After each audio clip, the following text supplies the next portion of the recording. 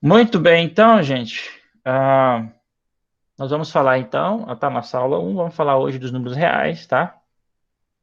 Ah, então, o nosso objetivo é o seguinte: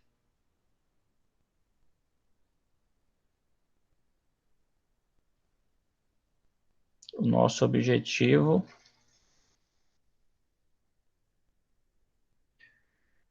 vai ser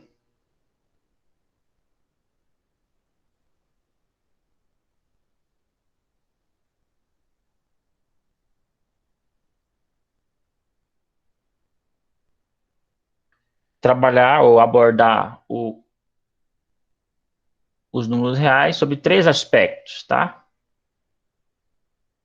Sobre o aspecto de corpo, sobre o aspecto de corpo ordenado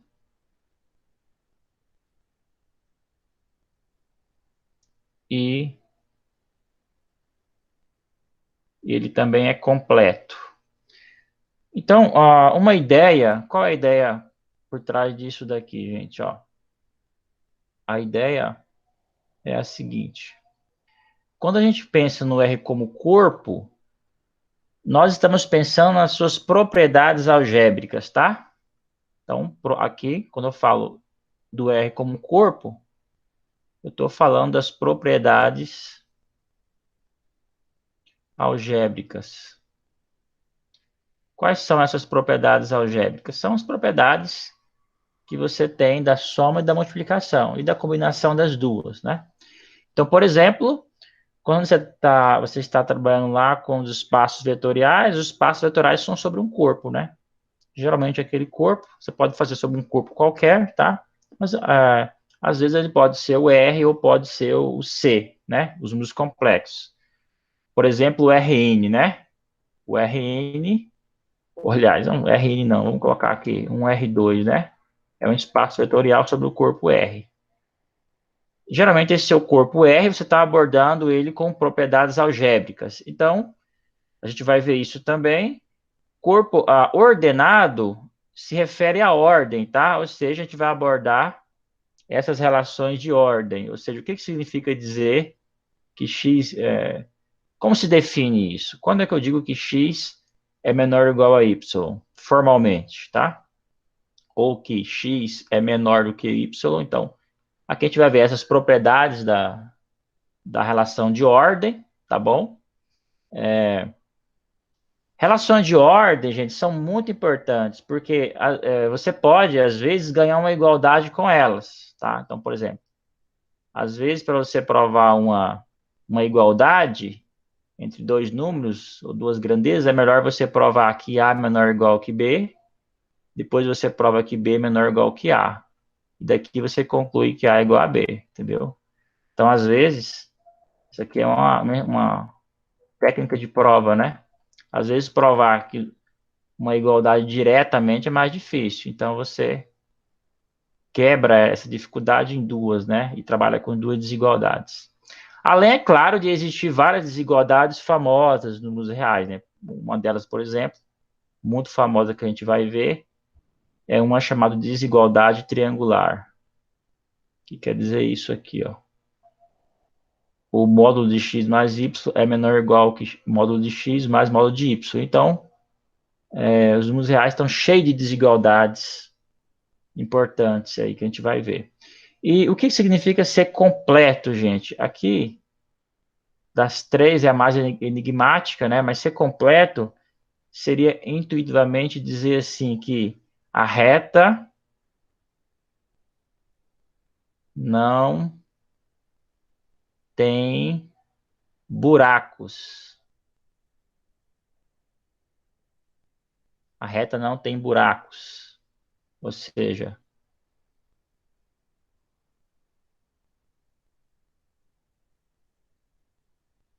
o raiz de 2 como assim a reta não tem buraco? Então, a ideia assim é que a gente vai completar esse conjunto Q, o corpo Q, tá? Você tem os números racionais. A ideia é pegar os números racionais e acrescentar os números irracionais e obter os números reais. Então, mais ou menos a ideia é essa, ou seja, você vai pegar os números racionais, fazer a união com esses números irracionais. Acontece que esses números irracionais, eles são meio enigmáticos, é como se eles fossem certos pontos aqui da reta que são aproximados por números racionais. Então, a dizer que ele é completo quer dizer que essas aproximações, de fato, elas vão convergir por alguma coisa e essa coisa vai ser o número, tá? Um ponto lá na reta. Então, por exemplo, você pode pensar assim, ó, por exemplo, 1,4, 1,41, 1,42, isso que já é a própria ideia de sequência, né? Isso aqui está convergindo para quê? O raiz de 2, tá? Então, a ideia assim, é essa, tá? Ser completo quer dizer, você vai trabalhar com essas aproximações lá nos números reais e vai ter certeza que essas aproximações realmente elas vão convergir para números, tá? Então, a ideia de ser completo é essa, tá? Então, uma outra observação aqui é a seguinte, ó.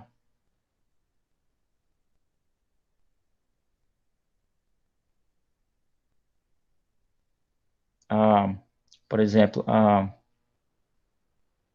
em um corpo ordenado,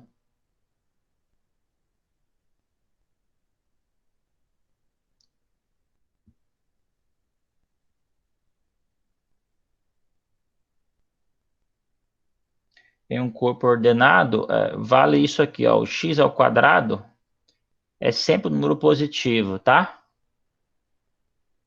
Em um corpo ordenado. Aí você vai falar, não, mas eu já sei disso, desde do cálculo. Mas aqui a gente vai fazer essas coisas com um pouco mais de rigor, tá? Explicando os fundamentos, tá bom? Muito bem. Então, de cara, ó, como num corpo ordenado o quadrado de qualquer número é positivo, isso para qualquer x no corpo, tá? No caso aqui, vamos falar que são os próprios reais, né? Então, olha só, uma consequência disso é que, então, não em R, mas isso valeria, na verdade, para qualquer corpo F, tá? Em particular, ó, você tem o seguinte, que os números complexos não é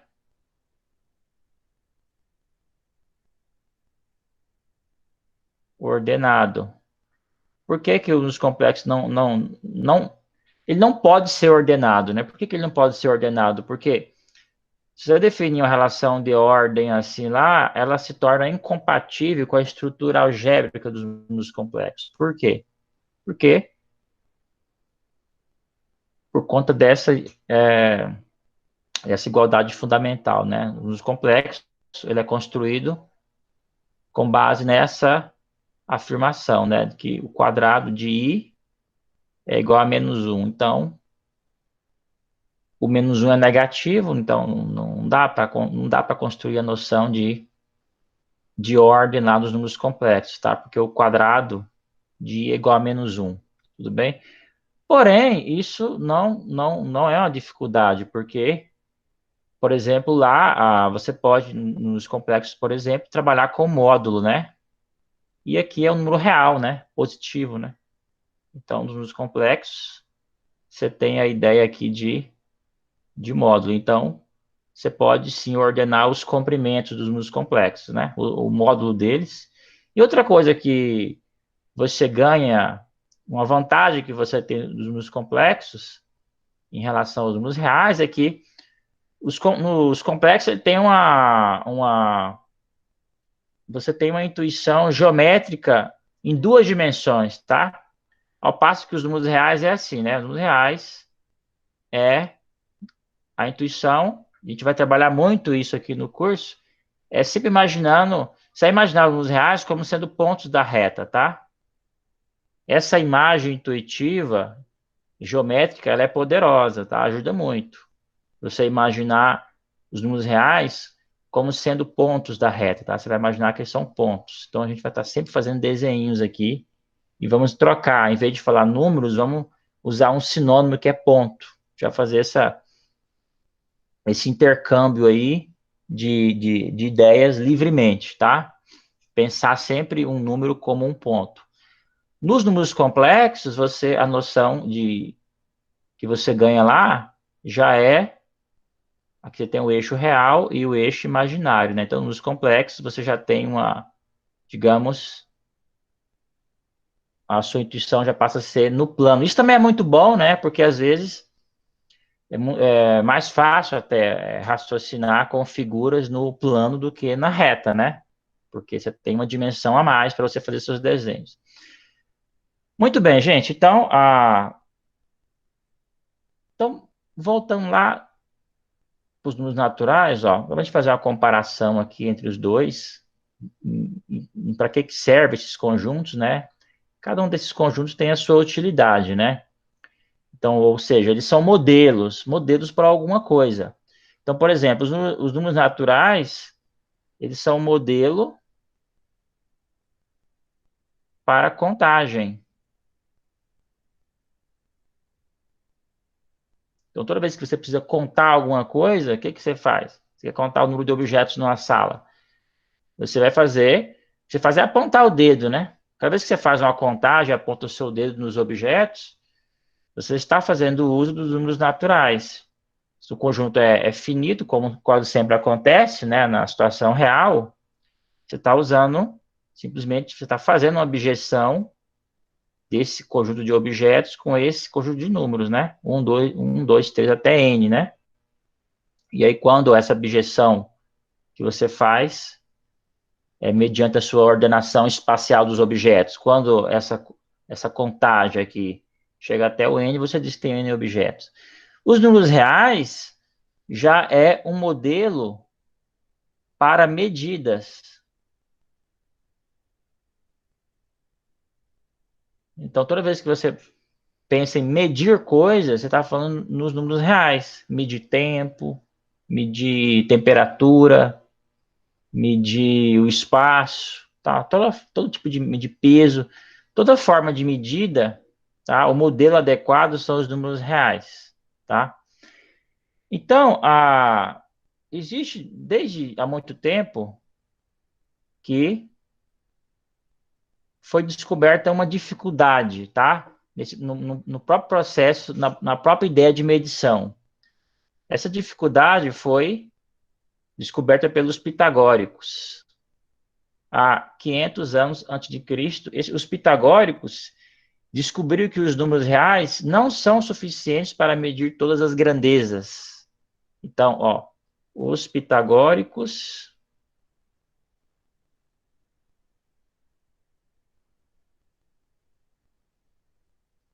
descobriram, vamos abreviar isso aqui, vamos colocar assim, ó, descobriram a insuficiência de que para medir. Então, é claro, né, gente, que eles não usavam esse símbolo para os números racionais, é moderno, né? E o que a gente está chamando de número hoje não coincide com o que eles imaginavam de números naquela época, mas, então, claro, a gente está estudando, falando das concepções passadas com um olhar com um olhar atual, tudo bem? Mas os pitagóricos descobriram uma questão interessante, uma dificuldade interessante, e isso também está relacionado com o Teorema de Pitágoras, está relacionado com raiz de 2, tá? E a gente vai ver isso agora. Então, deixa eu adicionar aqui. Ah, tem um espaço aqui ainda. Muito bem, gente. Então, ó, o que é medir? Então, a pergunta: o que é medir?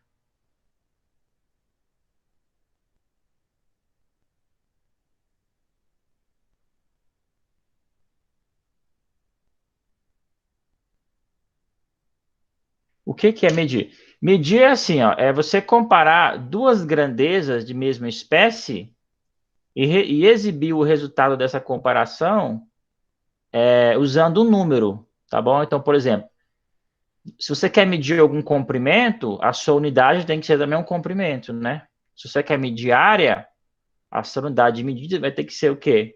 Área também. Você não pode medir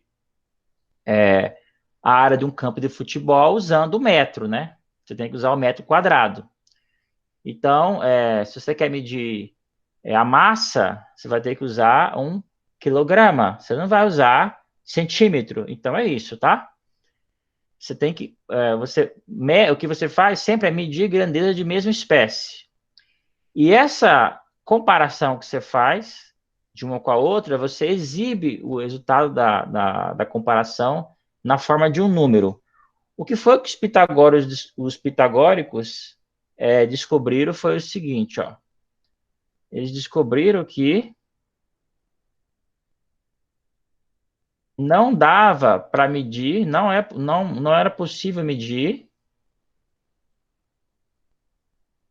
não é possível medir a diagonal D de um quadrado usando um lado como unidade de medida, tá bom? Então, olha só, bom, mas para a gente entender melhor isso, tá? E a gente vai ver isso aqui, está relacionado ah, com o teorema de Pitágoras também, a gente vai ver isso tudo, mas vamos voltar aqui de novo, olha, e vamos ver o que que é medir. Como é que você usa os números racionais para medir? Então, olha só, imagine o seguinte, imagine que você tem aqui uma grandeza aqui, um comprimento, tá? Um comprimento AB, e aí você tem um outro comprimento aqui, CD. E aí você quer medir esse comprimento AB usando o CD, tá bom? Acontece que é muito raro, né, que ao você pegar esse seu CD aqui e colocar aqui em cima do AB, é muito raro, muito difícil, é improvável que ele vai caber uma quantidade inteira de vezes, né? Se ele coubesse duas vezes aqui, eu diria, o AB mede duas vezes o CD. Mas, em geral, isso não acontece. E você é obrigado, então, a pegar um submúltiplo. Você precisa pegar uma unidade menor. Uma unidade menor que eu vou chamar de U. Então, o ato de medir, então, fica assim, olha, eu vou fazer o seguinte, então, o que significa dizer que eu posso medir o AB usando a unidade CD e exibir o resultado dessa comparação usando o número racional. Que era isso que os pitagóricos acreditavam, tá? Eles acreditavam que qualquer, é, qualquer comprimento podia sempre ser medido com qualquer unidade, tá? Então, isso aí tem fazia parte da concepção filosófica deles que número era tudo, né? Então, mas matematicamente, o que isso significa? Significa que o que significa dizer que eu posso medir o AB usando o CD? Significa que vai existir uma unidade U, tal que esse U vai caber uma quantidade M de vezes em AB,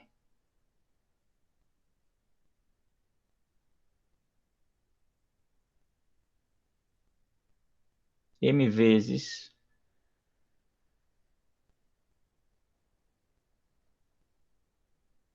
em AB, então, ou seja, você veio aqui com o seu U, colocou aqui, e quantas vezes ele coube aqui? M vezes. Aí você pega esse seu U e a mesma coisa, né? Você coloca ele aqui, digamos que ele coube N vezes. Então, olha só, CD mede NU. Mas olha, se o CD, se o CD, quantas vezes o U cabe dentro de CD? N vezes, não é? Quantas vezes o U cabe dentro de CD? N vezes. Mas então, quanto é que mede um pedacinho aqui? Quanto é que mede esse U aqui? Quanto mede ele?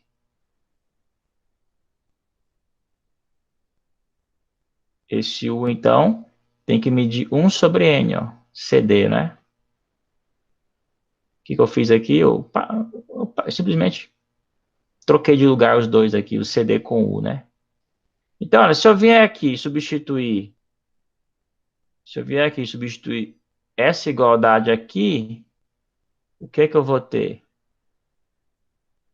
Eu vou ter que AB é igual a M1 sobre N CD.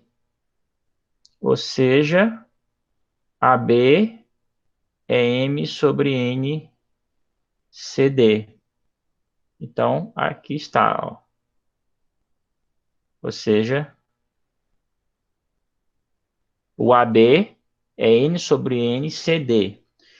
É, gente, é exatamente isso que a gente faz no dia a dia, tá?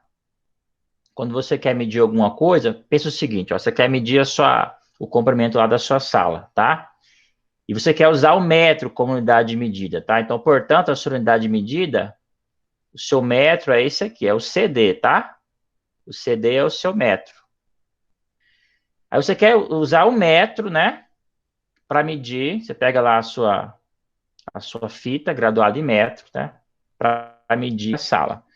Só que não vai caber uma quantidade inteira de vezes. Isso quase nunca, é muito raro, isso não acontece. Aí o que você vai fazer? Você vai pegar uma unidade menor, né? Uma unidade menor. Geralmente, qual é essa unidade? O centímetro, não é isso? Então, esse seu centímetro que você vai pegar faz o papel do U. Então, o que você faz? Você mediu a sala, então deu 2 metros e um pedaço, né?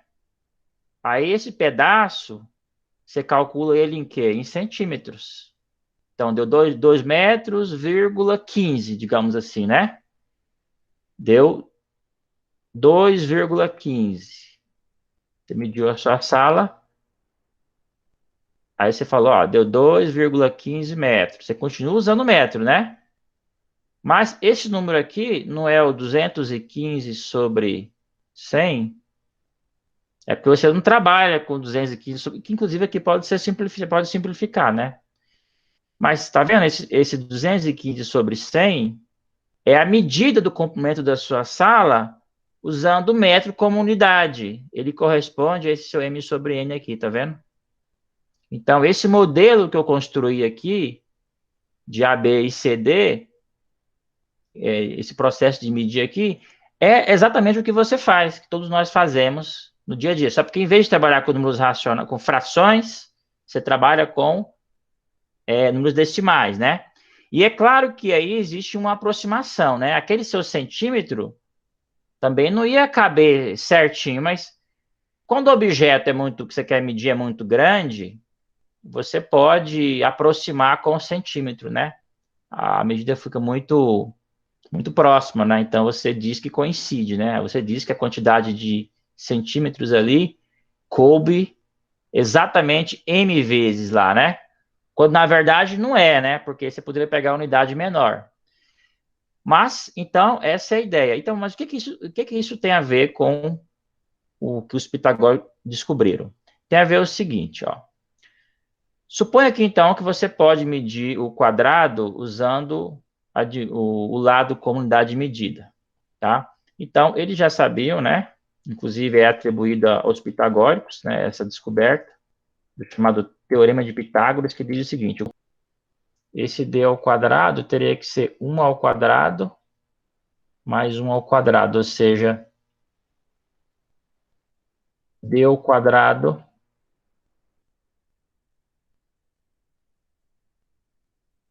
é igual a 2. Muito bem. Agora, por outro lado, olha só. Se esse comprimento aqui, se essa diagonal pudesse ser medida usando um lado, então, o que iria acontecer com esse D? O resultado dessa comparação seria um número racional, não seria? Seria isso aqui. AB é a sua diagonal. AB é a sua diagonal. E CD seria o seu lado. Então, você teria duas coisas. Primeiro, que o quadrado de D é 2. E a outra informação que você teria é que o D seria uma fração assim, ó, M sobre N, né? Mas então, isso quer dizer que M sobre N ao quadrado seria 2. Isso quer dizer que M ao quadrado é 2N ao quadrado. Mas isso aqui é uma contradição, tá? Não é possível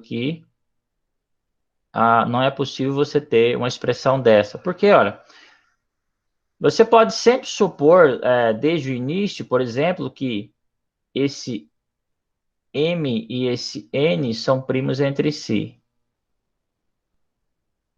Tá? São primos entre si. Agora, o que está dizendo, ó, é que M ao quadrado é par, não é? É o que está sendo dito aqui, porque o M ao quadrado é duas vezes alguma coisa. Então, daqui, ó, você tem que M ao quadrado é par. Mas se o M ao quadrado for par, isso significa que o M é par.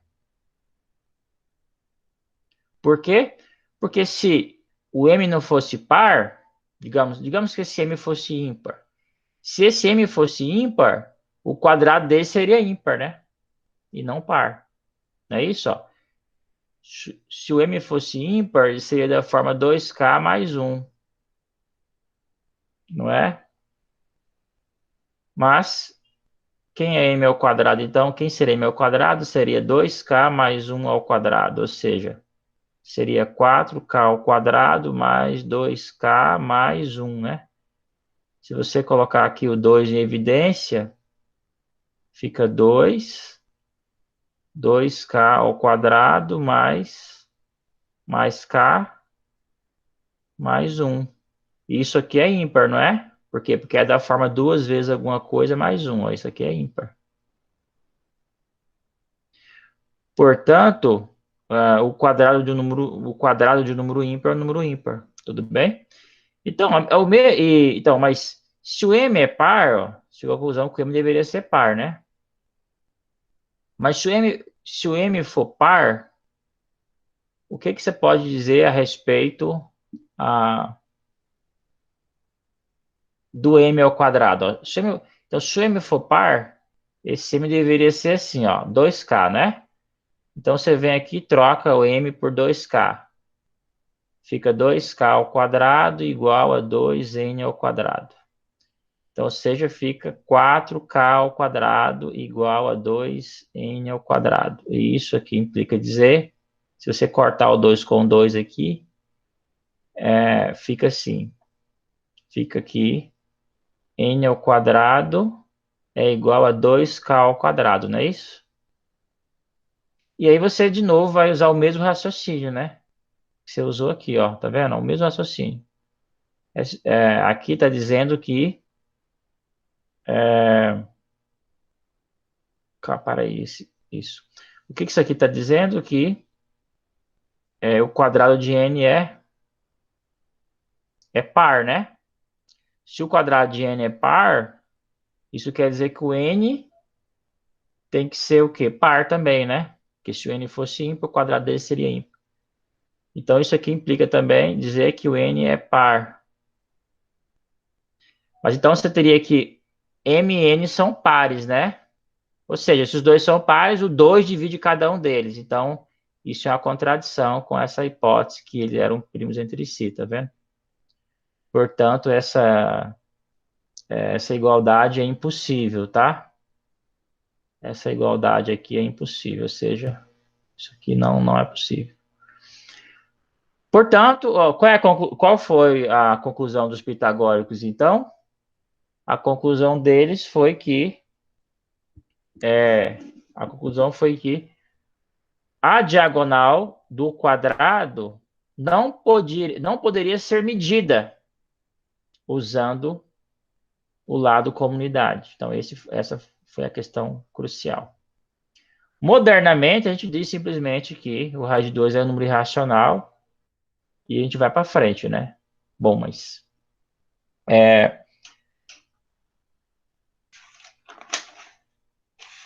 Então é isso, tá, gente? Já deu tempo aqui, eu vou... vocês têm alguma pergunta sobre isso que eu falei, gente? Alguma pergunta sobre isso que eu falei?